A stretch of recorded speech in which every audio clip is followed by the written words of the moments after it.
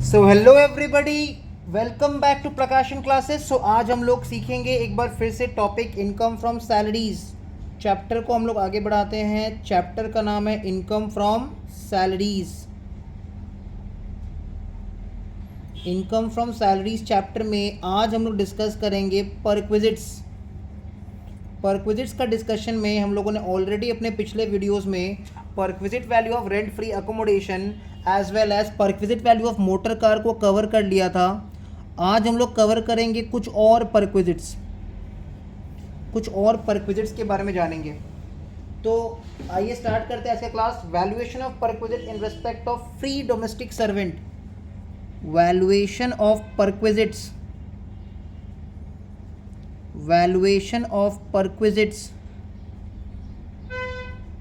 in respect of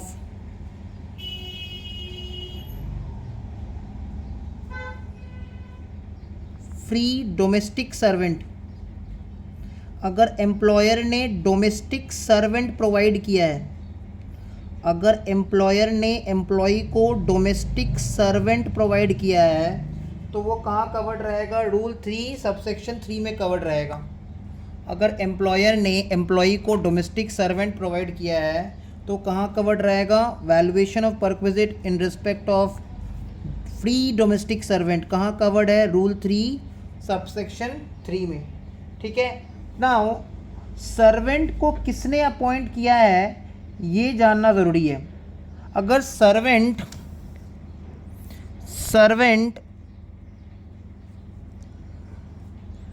appointed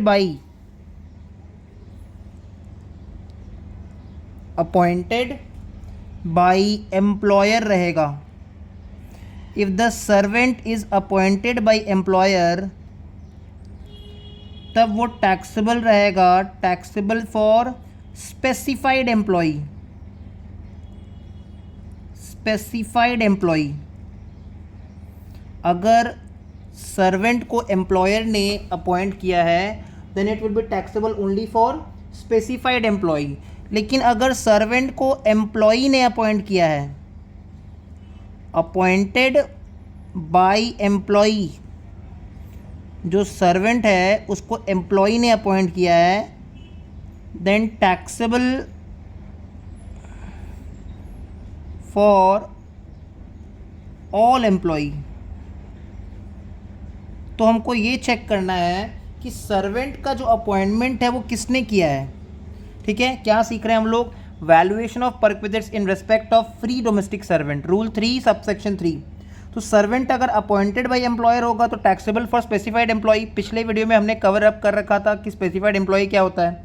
और अगर servant appointed by employee होगा तो टैक्सेबल फॉर ऑल एम्प्लॉय। तो सर्वेंट अपॉइंटेड बाय एम्प्लॉयर तो taxable for specified employee, servant appointed by employee तो taxable for all employee. ठीक है। अच्छा, इसमें कुछ नोट्स हम लोग को याद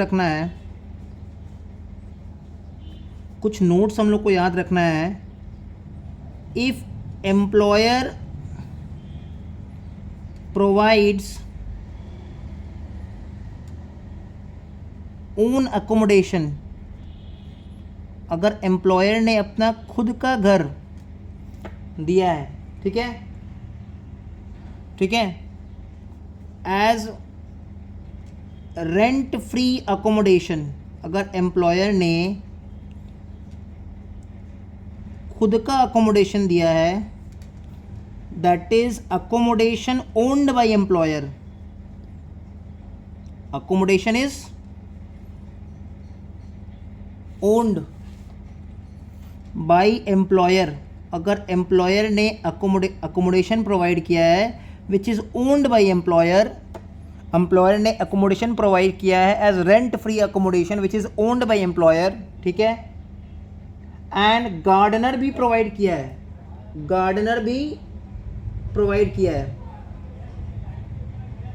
विद गार्डनर। क्या बता रहे हैं यहाँ पे? एम्प्लॉयर ने हमें रेंट फ्री अकोमोडेशन प्रोवाइड किया है, ठीक है, अपना अकोमोडेशन प्रोवाइड किया है और साथ में गार्डनर भी प्रोवाइड किया है। ठीक है। Then gardener's salary gardener's salary and maintenance cost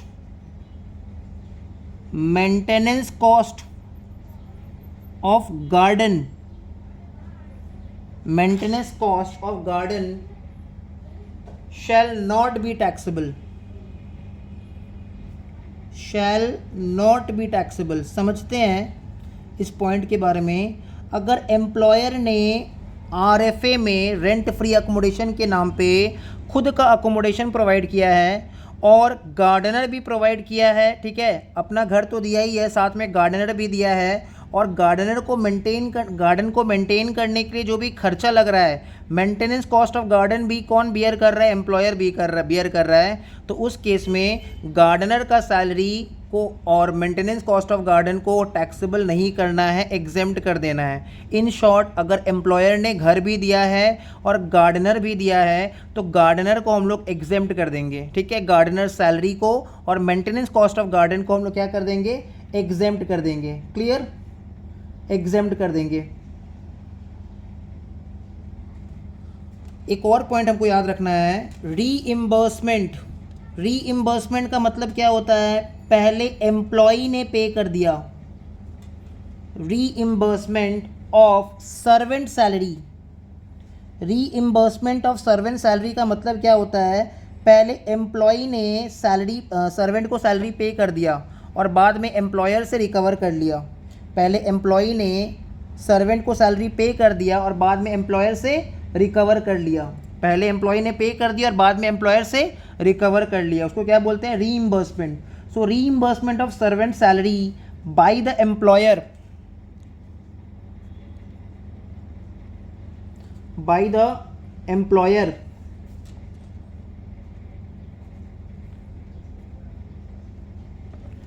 shall be taxable in the hands of all employee. Shall be taxable in the hands of all employee. ऐसा क्यों बोला है? आइए लॉजिक के साथ समझते हैं। हमने सीखा था सर्वेंट अगर अपॉइंटेड बाय एम्प्लॉयर है तो टैक्सेबल फॉर स्पेसिफाइड एम्प्लॉय, लेकिन सर्वेंट अगर अपॉइंटेड बाय एम्प्लॉई है तो टैक्सेबल फॉर ऑल एम्प्लॉइज़, ठीक है। अगर अपॉइंटेड बाय एम्प्लॉई है मतलब सर्वेंट को अपॉइंट कौन किया, उसको रखा कौन था? एम्प्लॉई ने। तो अगर रीइम्बर्समेंट का हो रहा है, रीइम्बर्समेंट मतलब पहले एम्प्लॉई ने अपने पॉकेट से सर्वेंट का सैलरी पे कर दिया। रीइम्बर्समेंट का मतलब पहले एम्प्लॉई ने अपने पॉकेट से सर्वेंट का सैलरी पे कर दिया, मतलब सर्वेंट को रखा कौन था? एम्प्लॉई तो रखा था, तभी तो उसने अपने पॉकेट से सैलरी पे किया है और बाद में यही जो सर्वेंट का सैलरी है वो उसने रीइम्बर्स कर लिया, एम्प्लॉयर से ले लिया। रीइम्बर्समेंट का मतलब रीइम्बर्समेंट का मतलब क्या है? रीइम्बर्समेंट का मतलब ये है कि रीइम्बर्समेंट का मतलब ये है कि जो सर्वेंट सैलरी है वो पहले एम्प्लॉई ने अपने पॉकेट से पे कर दिया और बाद में एम्प्लॉयर से रिकवर कर लिया। इट मीन्स जो एम्प्लॉई है इट वाज अपॉइंटेड बाई, ठीक है, जो सर्वेंट है it was appointed by employee. Clear? It was appointed by employee. Reimbursement of servant salary का मतलब क्या होता है कि पहले एम्प्लॉई ने सर्वेंट का सैलरी पे कर दिया और बाद में वही पैसा एम्प्लॉयर से रिकवर कर लिया, ठीक है। तो ऐसा अगर केस रहेगा, ऐसा अगर सिचुएशन रहेगा, it will be taxable for all employee. आइए एक बार फिर से देख लेते हैं क्या लिखा हुआ है। Valuation of perquisites in respect of free domestic servant, rule 3 subsection 3। Servant अगर अपॉइंटेड बाय एम्प्लॉयर है तो taxable only for specified employee, लेकिन अगर अपॉइंटेड बाय एम्प्लॉई है then it will be taxable for all employee. अगर servant appointed by employer है तो taxable for specified employee, appointed by employee है, एम्प्लॉई ने अपॉइंट किया है तो taxable for all employee. If employer provides own accommodation as rent free accommodation, अगर employer ने अकोमोडेशन प्रोवाइड किया है rent free accommodation, that is accommodation owned by employer, employer ने अपना खुद का घर दिया है और गार्डनर भी दिया है, then gardener salary and maintenance cost of the garden shall not be taxable. In short, अगर एम्प्लॉयर ने अपना खुद का घर दिया है, ठीक है, और गार्डनर भी दिया है तो गार्डनर का सैलरी को हम लोग टैक्सेबल नहीं करेंगे, गार्डनर को हम लोग एग्जेम्प्ट कर देंगे, ठीक है। मेंटेनेंस कॉस्ट ऑफ गार्डन को भी टैक्सेबल नहीं करेंगे, एग्जेम्प्ट कर देंगे। और reimbursement of servant salary by the employer shall be taxable in the hands of all employee, मतलब पहले एम्प्लॉई ने सर्वेंट का सैलरी पे कर दिया और बाद में एम्प्लॉयर से वो अमाउंट रिकवर कर लिया, इसको बोलते हैं रीइंबर्समेंट। तो रीइंबर्समेंट अगर होगा सर्वेंट सैलरी का, ठीक है, तो इस केस में it is taxable for all employ. आइए बढ़ते हैं नेक्स्ट टॉपिक में।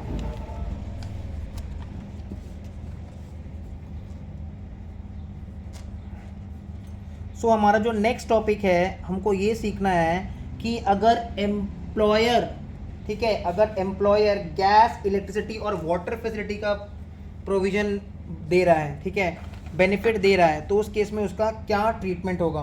तो हम लोग सीखेंगे अभी perquisite value, valuation of perquisites, valuation of perquisites, valuation of perquisites in respect of gas, electricity and water। अगर एम्प्लॉयर हम लोगों को गैस फैसिलिटी प्रोवाइड कर रहा है, इलेक्ट्रिसिटी फैसिलिटी प्रोवाइड कर रहा है, वाटर फैसिलिटी प्रोवाइड कर रहा है, कहाँ कवर्ड रहेगा ये? रूल 3 सबसेक्शन 4 में कवर्ड रहेगा। कहाँ कवर्ड रहेगा? रूल 3 सबसेक्शन 4 में कवर्ड रहेगा। अगर एम्प्लॉयर हम लोग को परक्विजिट्स के फॉर्म में गैस प्रोवाइड कर रहा है, इलेक्ट्रिसिटी प्रोवाइड कर रहा है, ठीक है, एंड वाटर फैसिलिटी प्रोवाइड कर रहा है, तो हमको चेक करना पड़ेगा फैसिलिटी किसके नाम पे है, ठीक है। If these facilities are in the name of the employer then it will be taxable for only specified employee. अगर ये सारा फैसिलिटी किसके नाम पे है? एम्प्लॉयर के नाम पे है। तो यहाँ पे इसको हम इस तरह से नोट बना लेते हैं। क्या सीख रहे हैं हम लोग? अगर एम्प्लॉयर ने गैस, इलेक्ट्रिसिटी एंड वाटर का फैसिलिटी प्रोवाइड किया है तो हम लोग चेक करेंगे facility is in the name of employer, मतलब जो गैस का फैसिलिटी है वो एम्प्लॉयर के नाम पे है, कनेक्शन जो है एम्प्लॉयर के नाम पे है, गैस कनेक्शन एम्प्लॉयर के नाम पे है, फैसिलिटी कौन प्रोवाइड कर रहा है, ठीक है, ये देखना ज़रूरी है। फैसिलिटी किसके नाम से प्रोवाइड किया जा रहा है ये देखना ज़रूरी है। Facility is in the name of the employer, taxable for specified employee, तब it will be taxable for specified employee, taxable for specified employee. लेकिन फैसिलिटी अगर एम्प्लॉई के नाम पे है, in the name of employee, जो फैसिलिटी है वो केवल एम्प्लॉई के नाम पे है, मतलब गैस कनेक्शन, इलेक्ट्रिसिटी का कनेक्शन एम्प्लॉई के नाम पे है, जो बिल है वो एम्प्लॉई के नाम पे आता है, ठीक है, जो बिल है वो एम्प्लॉई के नाम पे आता है, तो taxable for all employee, taxable for all employee, taxable for all employee। तो valuation of perquisites in respect of gas, electricity and water which is covered under rule 3 subsection 4, हमने क्या सीखा? फैसिलिटी अगर एम्प्लॉयर के नाम पे है, ठीक है, मतलब गैस का कनेक्शन, इलेक्ट्रिसिटी का कनेक्शन, वाटर का कनेक्शन अगर एम्प्लॉयर के नाम पे है then it will be taxable for specified employee. लेकिन अगर कनेक्शन अगर एम्प्लॉई के नाम पे है then it will be taxable only for, taxable for all employee. Clear? आइए हम लोग बढ़ते हैं नेक्स्ट, आगे बढ़ते हैं। अब हम लोग सीखेंगे valuation of perquisites in respect of gift, valuation of perquisite in respect of gift, valuation of perquisites in respect of gift.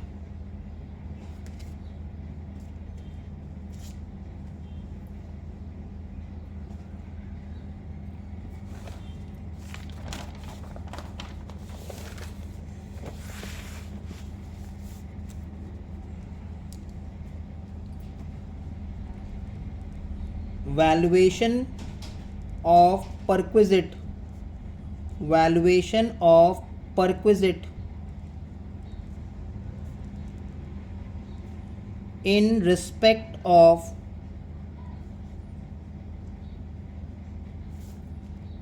Gift, ठीक है। गिफ्ट के केस में परक्विजिट वैल्यू कैसे कैलकुलेट करते हैं, इसमें हमको कुछ कुछ बात याद रखना है, ठीक है। जो gift in kind gift in kind मतलब जो कैश गिफ्ट नहीं है is exempt up to ₹5,000 per annum in aggregate. मतलब अगर एम्प्लॉयर ने कुल मिला के पूरा साल में 5,000 तक का गिफ्ट इन काइंड दिया है तो वो एग्जेम्प्ट रहेगा। गिफ्ट इन काइंड 5,000 तक एग्जेम्प्ट रहेगा। ठीक है। Cash gift by employer is fully taxable. अगर एम्प्लॉयर ने 101 रुपया भी कैश गिफ्ट में दिया है तो वो फुल्ली टैक्सेबल रहेगा। अगर एम्प्लॉयर ने 101 रुपया भी कैश गिफ्ट में दिया है तो वो क्या रहेगा? फुल्ली टैक्सेबल रहेगा। ठीक है। Gift in kind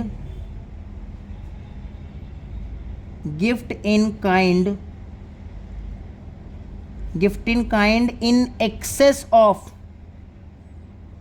₹5,000। ठीक है। मतलब वही गिफ्ट जो 5,000 के ऊपर का गिफ्ट है। Gift in kind in excess of ₹5,000 is taxable. For example,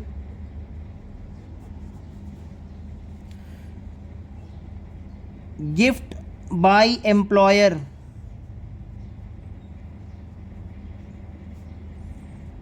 in cash ₹200। तो इसका ट्रीटमेंट क्या होगा? अगर एम्प्लॉयर ने हमें कैश में 200 रुपया गिफ्ट दिया है तो इसका ट्रीटमेंट क्या होगा?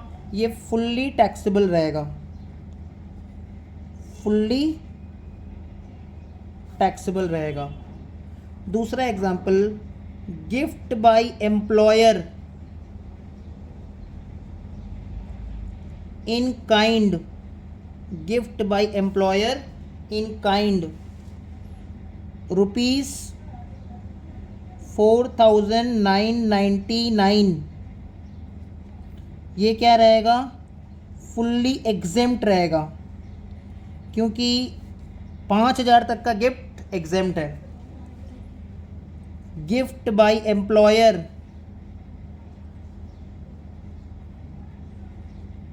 इन काइंड मतलब कैश गिफ्ट नहीं दे रहा है, कोई सामान दे रहा है, ₹5,000।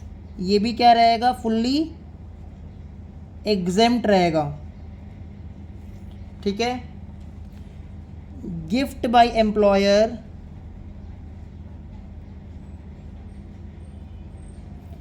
In kind ₹5,300। तो इस केस में ₹300 विल बी टैक्सेबल। ठीक है। ₹5,300, तो इस केस में ₹300 विल बी टैक्सेबल क्योंकि 5,000 के ऊपर का जो गिफ्ट है जितना इन एक्सेस ऑफ 5,000 है वो टैक्सेबल रहेगा। क्लियर? जितना इन एक्सेस ऑफ 5,000 है वो टैक्सेबल रहेगा। तो आज के क्लास में हमने क्या क्या डिस्कशन किया है? आज की क्लास में हमने कवर अप किया है topic valuation of perquisite in respect of free domestic servant, rule 3 subsection 3।